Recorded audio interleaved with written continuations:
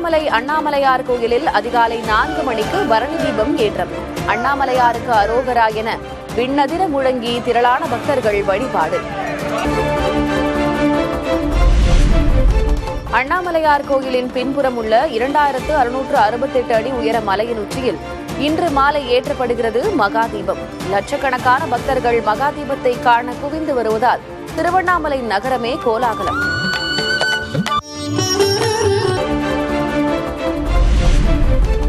திருநெல்வேலி நெல்லையப்பர் கோயிலில் பிரத்யேக கொப்பரையில் ஏற்றப்பட்ட பரணி தீபம். திருத்தணி, பழனி முருகன் கோயில்களிலும் பரணி தீபம் ஏற்றம், திரளான பக்தர்கள் வழிபாடு. நெல்லையில் 100 ஆண்டு பழமை வாய்ந்த புனித சவேரியார் பேராலயத்தின் ஆண்டு பெருவிழா கோலாகலம். மேளதாளம் முழங்க முக்கிய வீதிகள் வழியாக நடந்த சப்பர பவனியில் ஆயிரக்கணக்கான கிறிஸ்தவர்கள் பங்கேற்பு.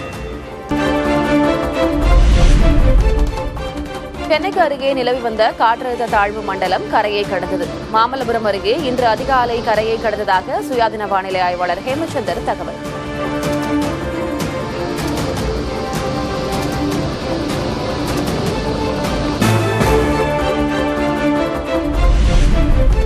சென்னை, திருவள்ளூர், காஞ்சிபுரத்தில் பள்ளி கல்லூரிகளுக்கு இன்று விடுமுறை. கனமழை காரணமாக மாணவர்கள் நலன் கருதி மாவட்ட ஆட்சியர்கள் அறிவிப்பு.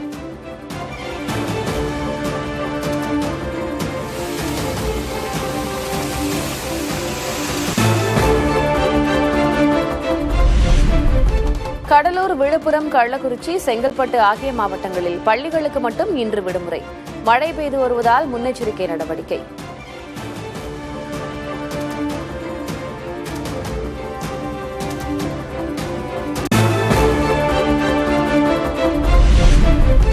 கனமழை காரணமாக புதுச்சேரி மாநிலத்தில் இன்று பள்ளிகளுக்கு மட்டும் விடுமுறை அறிவிப்பு.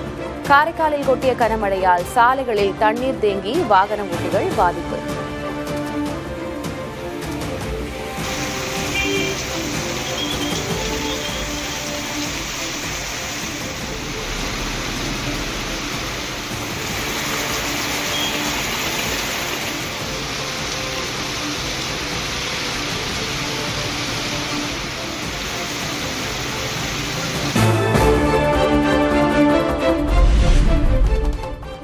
மாவட்டங்களில் இன்று மிக கனமழை பெய்யும். ஈரோடு, கோவை, நீலகிரி மாவட்டங்களுக்கு ஆரஞ்சு எச்சரிக்கை.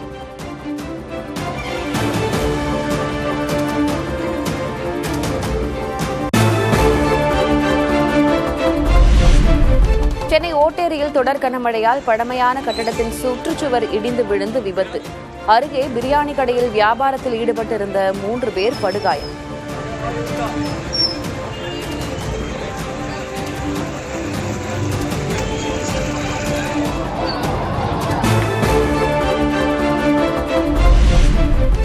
வடசென்னை பகுதியில் மழையால் பாதிக்கப்பட்ட இடங்களை பார்வையிட்டார் துணை முதல்வர் உதயநிதி ஸ்டாலின். உரிய நடவடிக்கைகளை எடுக்க அதிகாரிகளுக்கு அறிவுறுத்தல்.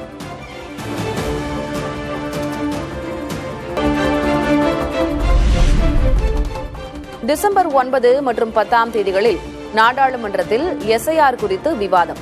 மக்களவைத் தலைவர் ஓம் பிர்லா தலைமையில் விவாதம் நடைபெறும் என அறிவிப்பு.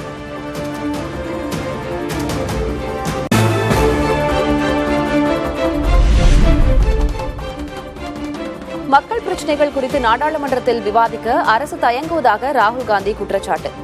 விவாதத்திற்கு தயார், ஆனால் எதிர்க்கட்சிகளின் நிபந்தனைகளை ஏற்க முடியாது என அமைச்சர் கிரண் ரிஜிஜு விளக்கம்.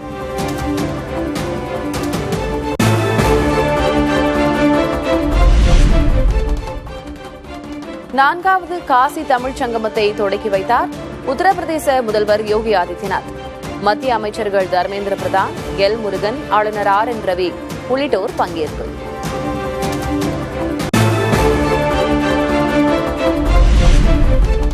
திமுக தலைவரும் முதல்வருமான மு.க. ஸ்டாலினை இன்று சந்திக்கிறது காங்கிரஸ் குழு. தேர்தல் தொகுதி பங்கீடு குறித்து விவாதிக்க திட்டம்.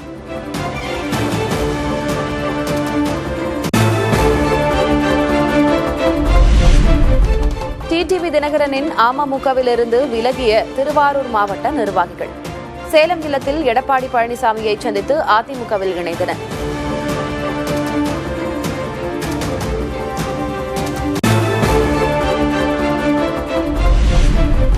அதிமுக தொண்டர்கள் உரிமை மீட்புக் குழு தலைவர் ஓ பன்னீர்செல்வம் டெல்லி பயணம். பாஜக தலைவர்களை சந்திக்க திட்டமிட்டுள்ளதாக தகவல்.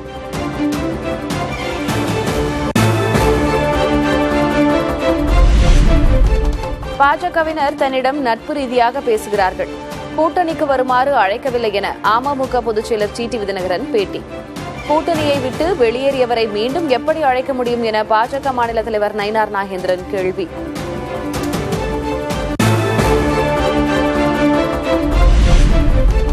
தேர்தல் ஆணையத்திற்கு எதிராக டெல்லி உயர்நீதிமன்றத்தில் பாமக நிறுவனர் ராமதாஸ் வழக்கு. போலி ஆவணங்களை ஏற்று கட்சியின் தலைவராக அன்புமணியை அங்கீகரித்தது தவறு என மனு.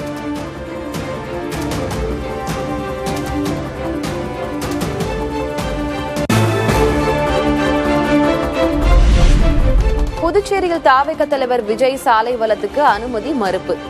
பொதுக்கூட்டம் மட்டுமே நடத்திக் கொள்ளலாம் என காவல்துறை உத்தரவு.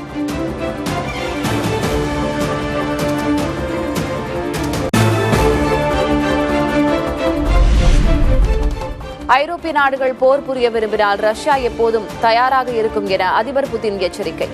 உக்ரைனுடனான அமைதி பேச்சுவார்த்தையை முடக்குவதாகவும் குற்றச்சாட்டு.